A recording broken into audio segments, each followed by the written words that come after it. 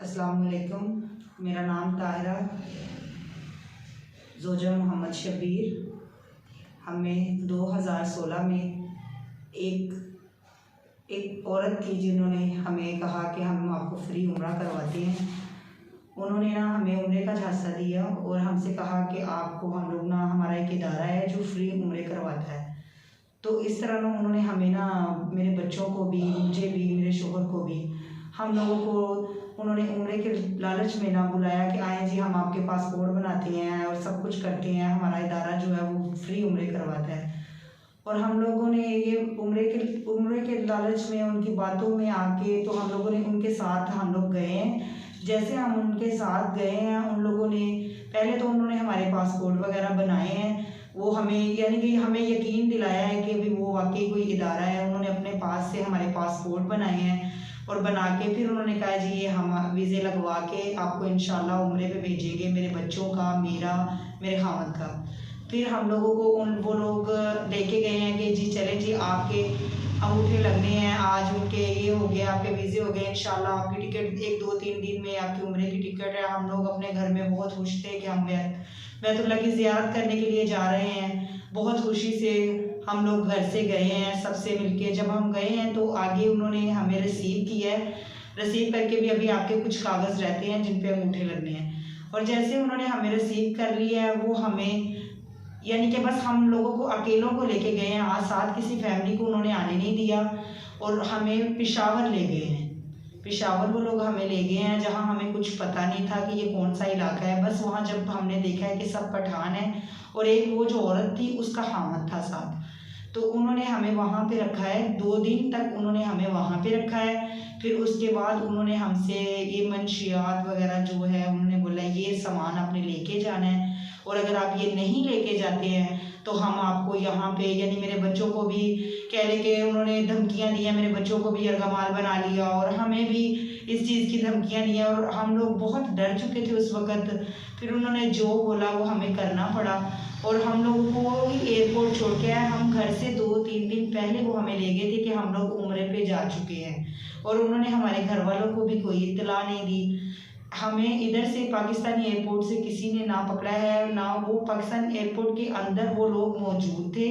उन्होंने हम पे नज़र रखे हुए थे कि आप किसी से ना बात कर सकते हैं और ना किसी से मिल सकते हैं। यानी कि यहाँ पे भी लोग कुछ ऐसे थे कि जो लोग उनको जानते थे और जो हमें फॉलो कर रहे थे कि आप लोग जाओ आगे। और बहुत से लोग देखे कि पाकिस्तान एयरपोर्ट से हम जब गुजरे हैं तो किसी ने हमें कुछ नहीं कहा, ना कुछ देखा, ना कुछ।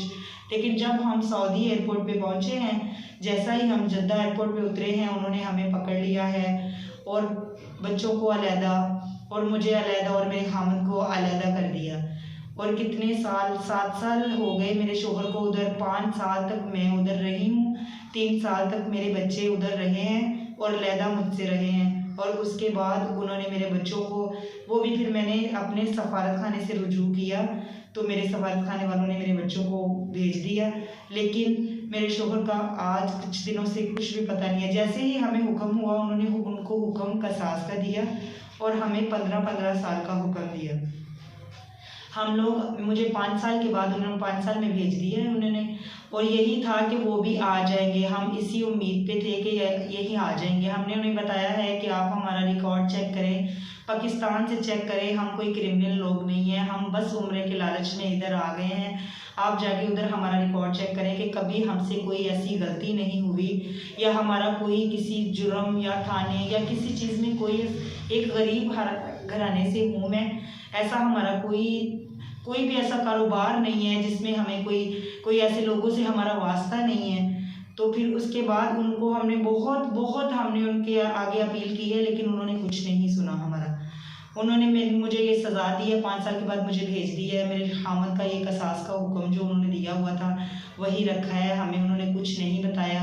और वो रोज़ हमें वहाँ से रब्ता करते थे, रोज़ हमसे वो बात करते थे कि उधर उन्होंने वो फ़ोन लगाए हैं जहाँ से वो हमसे रब्ता करते थे। हम उन्हें नहीं कर सकते, लेकिन वो हमसे रब्ता करते थे। उसके बाद कुछ दिन पहले मुझे फ़ोन आया है एक उधर से कि आपके शोहर को यहाँ से ले गए हैं।